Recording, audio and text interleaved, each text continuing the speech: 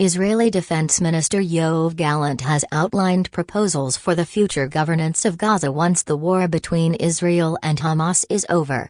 There would, he said, be limited Palestinian rule in the territory. Hamas would no longer control Gaza and Israel would retain overall security control, he added. Fighting in Gaza continued alongside the plan's publication, with dozens of people killed in the past 24 hours. The Hamas-run health ministry said.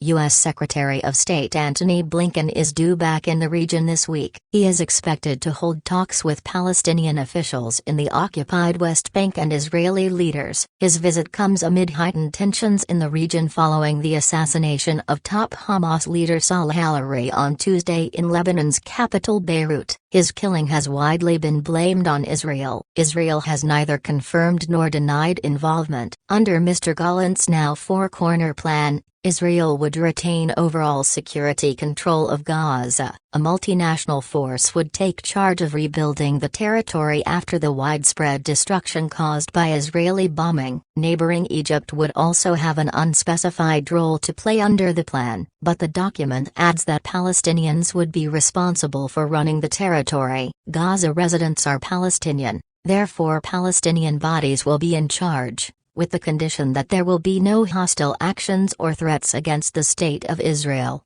Mr Galant said. Talk of the day after in Gaza has led to deep disagreement in Israel. Some far-right-wing members of Israeli Prime Minister Benjamin Netanyahu's government have said that Palestinian citizens should be encouraged to leave Gaza for exile, with the re-establishment of Jewish settlements in the territory. Controversial proposals that have been rejected as extremist and unworkable by other countries in the region and by some of Israel's allies. While Mr Gallant's proposals may be regarded as more practical than those suggested by some of his cabinet colleagues, they are likely to be rejected by Palestinian leaders who say that Gazans themselves must be allowed to take full control of running the territory once this devastating war is over.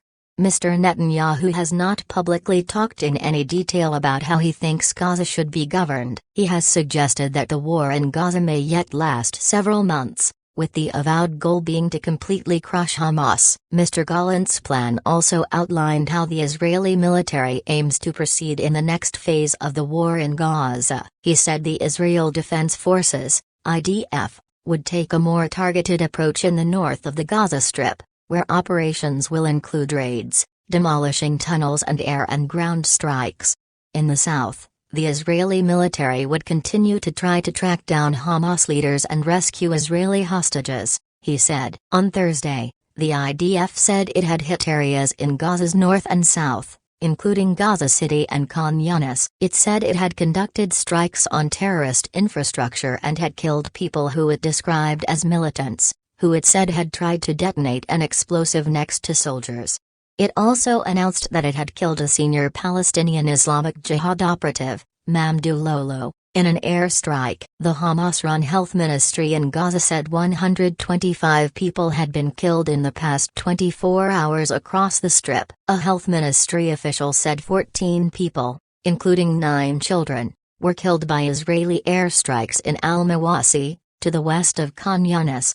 The small town has been designated a safe space by Israeli forces for displaced Palestinians. The IDF has not commented on the claims made by Hamas. We were sleeping at midnight when a strike hit the camp on the tents, 4x2 tents where people were sleeping, most of them children, eyewitness Jamal Hamid Saleh told Reuters news agency. We found one body there that flew 40 meters away. There is nowhere safe in Gaza. Aid agency Save the Children's country director for the occupied Palestinian territory, Jason Lee, said. Camps, shelters, schools, hospitals, homes and so-called safe zones should not be battlegrounds. The total number of people killed in Gaza since the start of Israel's retaliatory campaign had reached more than 22,400 by Thursday, comprising almost 1% of the enclave's 2.3 million population. The Hamas-run health ministry said.